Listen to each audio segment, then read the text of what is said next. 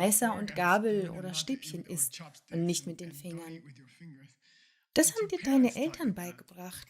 Vergiss die Uni, vergiss die Lektüre von Cervantes oder Shakespeare.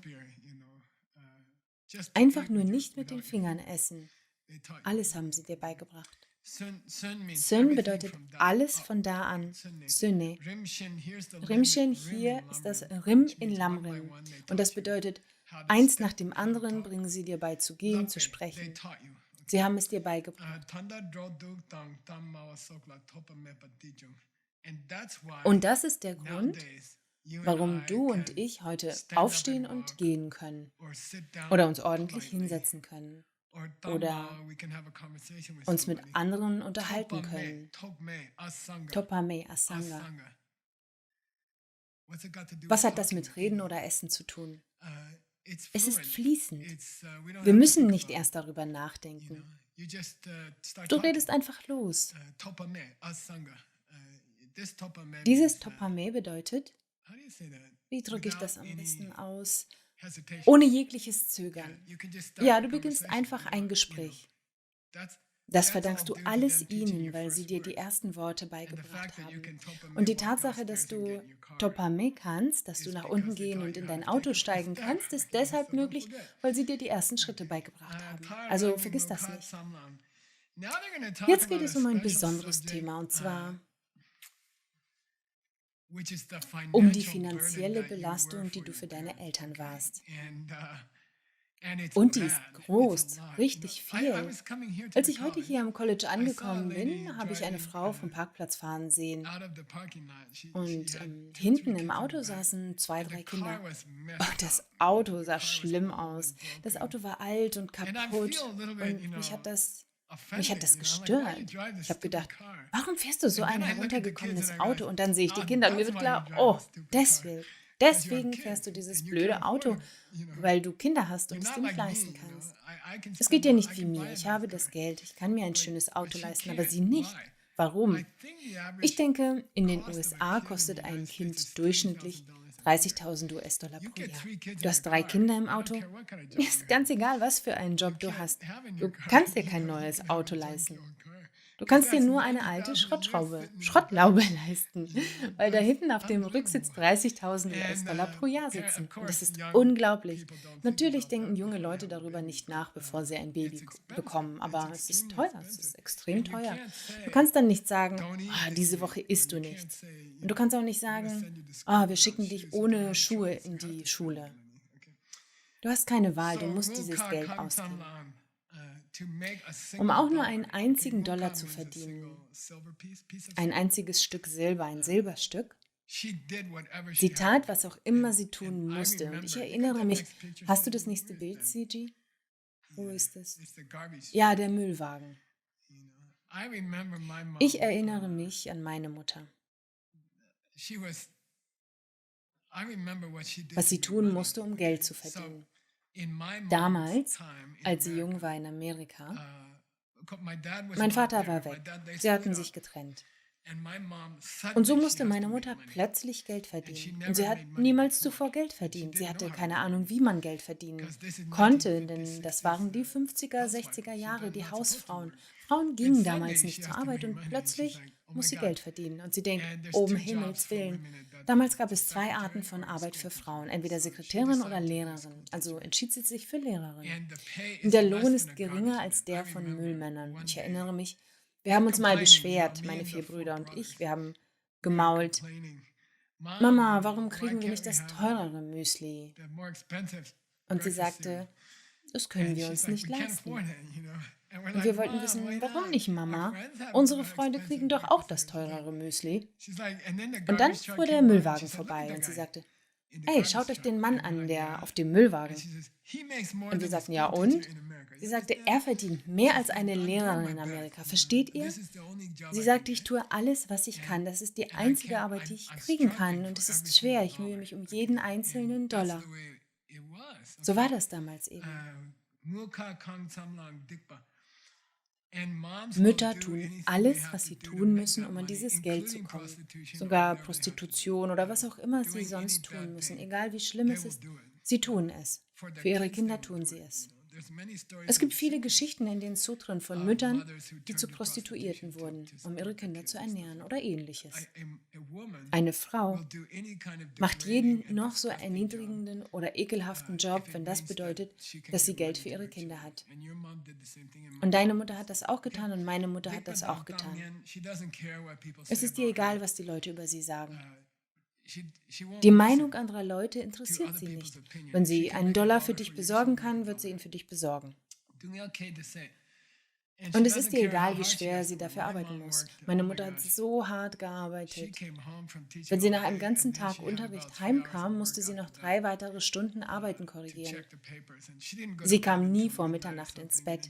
Und am Morgen ist sie aufgestanden und hat es wieder so gemacht. Und es ist ihnen egal, weil du ihnen wichtig bist. Sie stellten sich selbst hinten an. Ich glaube, meine Mutter hat sich totgearbeitet. Sie hat das für dich gemacht. Es war ihr egal. Sie hat sich totgearbeitet, nur für dich.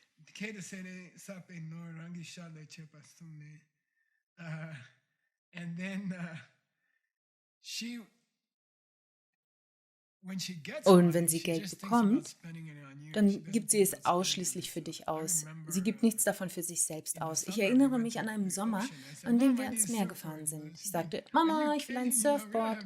Und sie sagte, machst du Witze, wir haben kein Geld dafür. Und ich sagte, aber ich will ein Surfboard, Mama. Und dann sagte sie, okay. Ich habe keine Ahnung, woher sie das Geld genommen hat.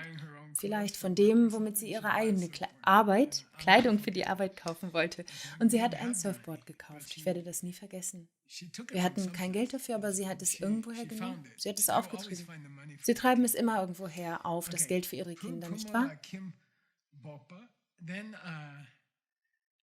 Und dann später, und das ist überall in der Welt typisch, jemand hat mir gestern erzählt, was war das noch?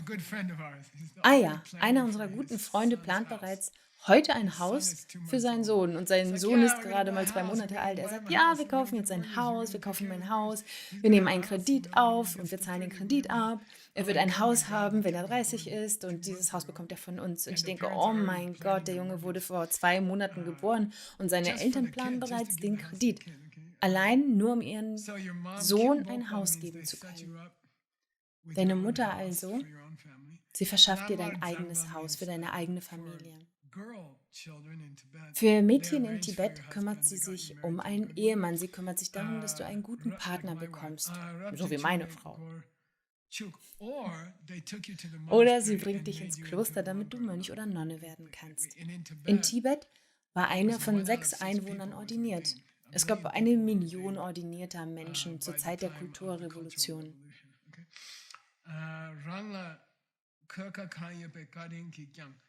Sie nahm, was auch immer sie an Geld bekommen konnte, und verwendete es für dich. Also sei dir dessen bewusst. Ich weiß, heutzutage in der modernen Welt gibt es viele Leute, die von ihren Eltern enttäuscht sind. Ihre Eltern haben sie nicht gut behandelt, ihre Eltern waren... Warum wohl, glaubst du, haben deine Eltern immer gestritten? Sie waren überfordert. Warum?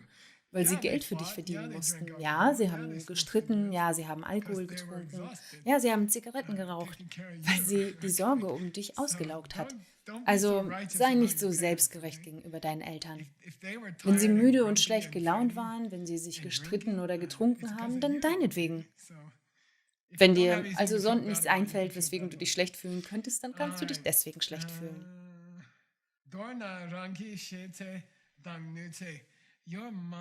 Deine Mama hat jede Zelle ihres Gehirns und jedes Quäntchen körperlicher Energie investiert, um dir Nahrung und ein Dach über dem Kopf zu verschaffen.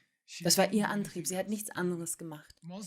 Das meiste ihrer Zeit floss in das Bemühen, dir all das zu verschaffen. Sie hat nur dafür gekämpft. Und außerdem hat sie die ganze Zeit versucht, dich vor dir selbst zu schützen. Nimm keine Drogen. Hat deine Mutter dir das auch erzählt? Klar, kannst du eine Freundin haben und ja, auch Sex, aber bitte kümmere dich um Verhütung. Sie hat versucht, dich vor dir selbst zu schützen. Zum Beispiel vor Drogen. Meine Mutter hat über Drogen gesagt, schau, du darfst dir nicht selbst Schaden zufügen. Ich will nicht, dass du dir selbst schadest.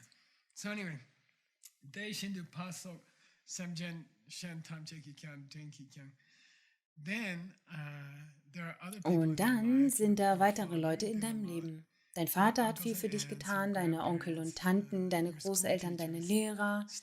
Beginne dein Bewusstsein zu erweitern, wie viele Menschen sich um dich gekümmert haben und versucht haben, dir Probleme zu ersparen.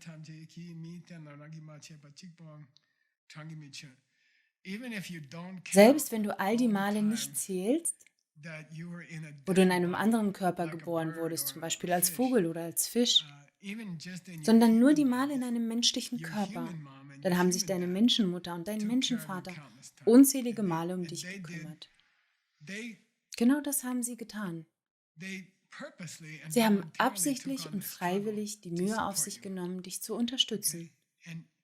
Und natürlich sind das emotionale Mühen und körperliche Mühen, aber auch finanzielle Mühen. Und sie haben sich dafür entschieden.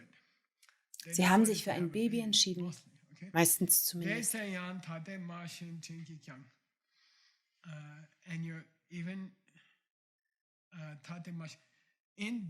In jenen vergangenen Leben hat deine gegenwärtige Mutter genau dasselbe getan. Meine Mutter, die in diesem Leben alles getan hat, um Geld für mich zu verdienen, hat auch in meinem vergangenen Leben alles getan, um Geld für mich zu beschaffen. Und dann kannst du deine Dankbarkeitskreis-Meditation noch weiter ausdehnen. Auf all die Male, wo dieselbe Frau sich um dich gekümmert hat, in einem anderen Körper, zum Beispiel als Pferd oder als Reh. Nachdem du jetzt also erkannt hast, wie sie sich in einem menschlichen Körper abgemüht hat, Geld für dich zu verdienen, zahllose Male, kannst du nun auch all die anderen Körper betrachten, in denen sie genau dasselbe für dich getan hat. Und Pabongka Rinpoche gibt hier das Beispiel eines Tieres, zum Beispiel eines Rehs. In diesem Tierkörper diente sie dir als deine Mutter. Und sie schenkte dir dieselbe Art von Liebe, wie diese Menschenmütter es getan haben. Tanang sogar bis hin zu, sie hat deinen Körper mit ihrer Zunge abgeleckt. Und ich glaube, wir haben dazu ein Bild. Ich wollte ein Bild von einer Kuh, die ihr Kalb ableckt. Aber dann habe ich dieses Kamelbild gefunden und es war irgendwie viel kraftvoller. Dieses Babykamel ist gerade erst auf die Welt gekommen und seine Mutter leckt sein Fell trocken. Unmittelbar nach der Geburt. Sie hat diesen Instinkt. Versuche also daran zu denken, wie viele Millionen Male deine Mutter die Nachgeburt von dir abgeleckt hat, als Tier. Das war der Beginn ihrer stetigen Zuneigung für dich. Ein ganzes Leben lang, als Kamel zum Beispiel.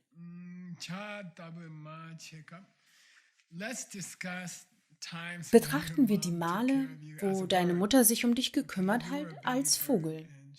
Du warst ein Vogelküken und sie war deine Mutter.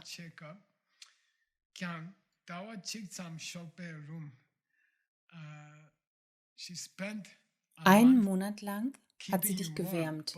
Erst im Ei und dann als Küken. Im Nest hat sie ihre Flügel über das Ei gebreitet, noch bevor du geboren wurdest. Und dann, nach deiner Geburt, das Rum hier bedeutet, wie nennt man dieses innere Feuer? Thymo. Es bedeutet Thymo. Sie hat dich mit ihrer eigenen Körperwärme gewärmt.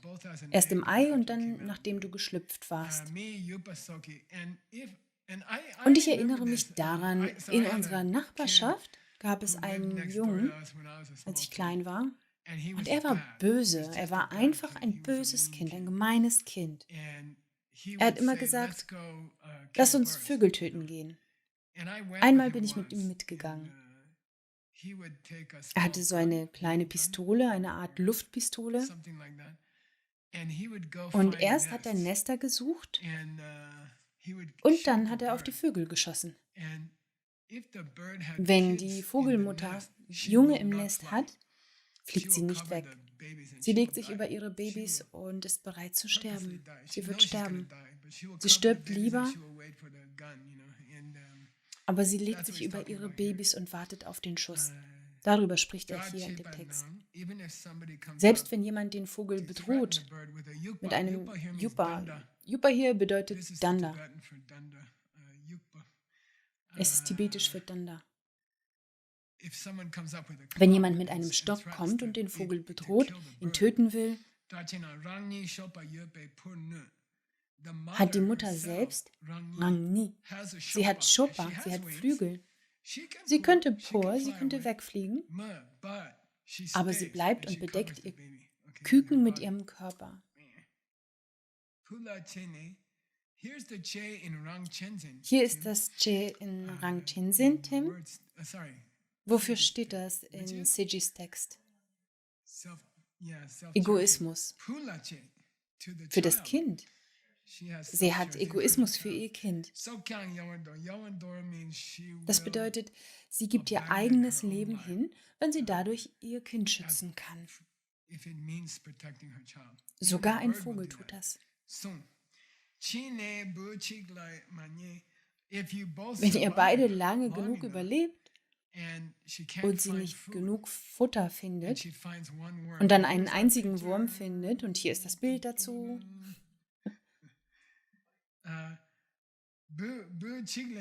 das bedeutet, wenn sie nur einen einzigen Wurm findet, wenn sie nicht mehr als einen einzigen Wurm finden kann, dann wird sie ihn ihrem Kind geben. Sie wird ihn ihrem Baby geben und selbst hungrig bleiben. Ein Muttervogel wird selbst hungrig bleiben, um den einzigen Käfer ihrem Kind zu geben. Was bedeutet dieses So? Ja, alle ihr Nonnen. Sie wird So, das Kind mit dem Käfer. Rakshita. Bewahren. Das ist auch das So in Sojang. Was bedeutet deine Gelübde reparieren bzw. bewahren?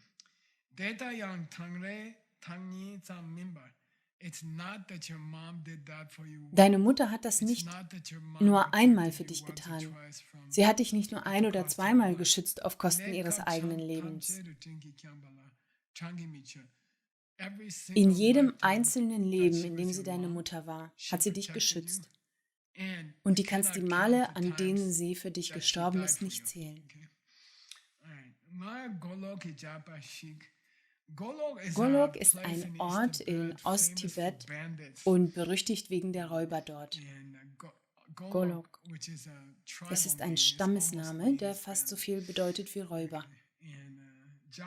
Jagpa bedeutet Räuber. Jemand, der Reisende beraubt. Das ist ihr Fachgebiet. Es gab einen Kampf und er schlitzte das Pferd von jemandem auf mit einem großen Messer. Diu bedeutet Pferdebaby, wie nennt man das genau? Ein Fohlen. Das ist das Hlungwa, wie in den Mönchs- und Nonnengelübden. Es bedeutet Übertretung. Was passierte also mit dem Fohlen? Es fiel aus dem Mutterschoß.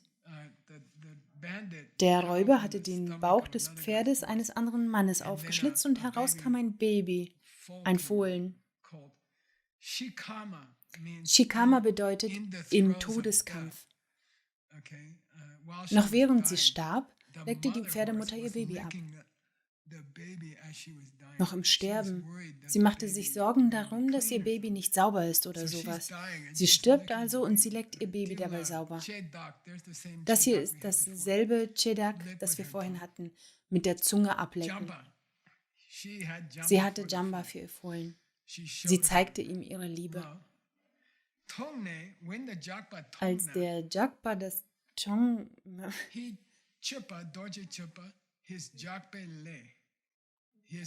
seine Laufbahn als Räuber Er beendete seine Laufbahn als Räuber, als er das sah, und sagte, mein Gott, das bin ich. Ich kann das jetzt nicht mehr tun. Das ist gemein. Und in Tibet ist das anscheinend eine riesige Sache. So wie bei uns ein Autoverkäufer, der auf einmal anfängt, die Wahrheit zu sagen. Weil er sagt, ich kann das nicht mehr tun. Er gibt seinen Jack-Leg auf, seine Laufbahn als Räuber. Er gab sie auf. Und Pabongka Rinpoche liebt es, kleine Geschichten zu erzählen, die er irgendwo in Tibet gehört hat. Und ich denke, wenn du später das Lamrim lehrst, dann solltest du auch deine eigenen Geschichten erzählen.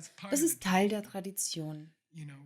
Alle möglichen Geschichten aus deinem eigenen Leben, die du nutzen kannst, um das Lamrim zu erklären, wie zum Beispiel die Geschichte von den Wildkindern in der Mongolei. Nutze sie, das ist gut und hilfreich. Es macht alles greifbarer für die Zuhörer.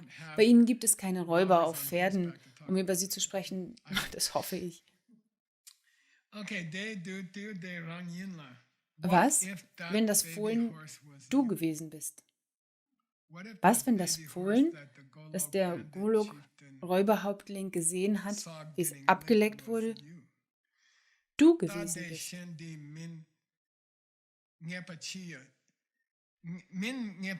Das bedeutet, es ist keineswegs sicher, dass du nicht dieses Fohlen gewesen bist. Dass du selbst nicht dieses Fohlen gewesen bist, von dem Pabongka Rinpoche spricht. Es ist keineswegs sicher, dass du und ich nicht dieses Fohlen waren. Und es ist keineswegs sicher, dass jemand in deiner Umgebung nicht die sterbende Mutter war, die dich abgeleckt hat. Es ist keineswegs sicher, dass wir nicht die Pferde sind, die Pabongka Rinpoche in seiner Geschichte beschreibt.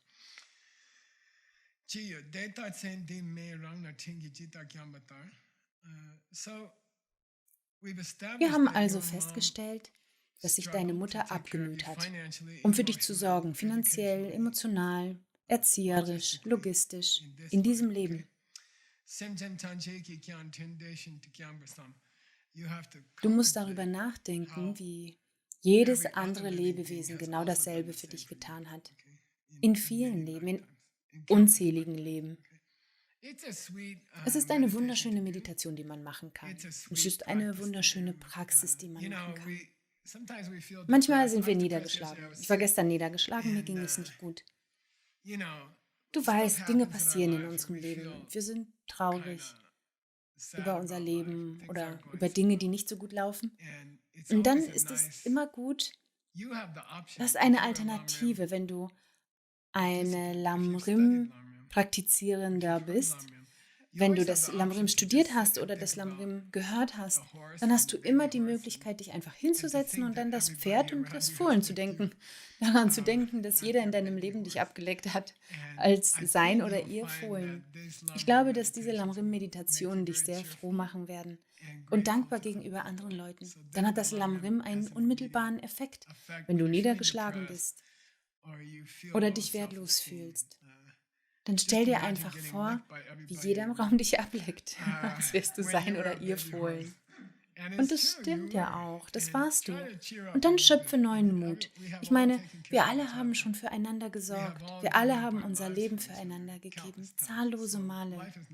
Das Leben ist also nicht so ernst zu nehmen und nicht so schlimm. Wir sehen uns im nächsten Lamrim.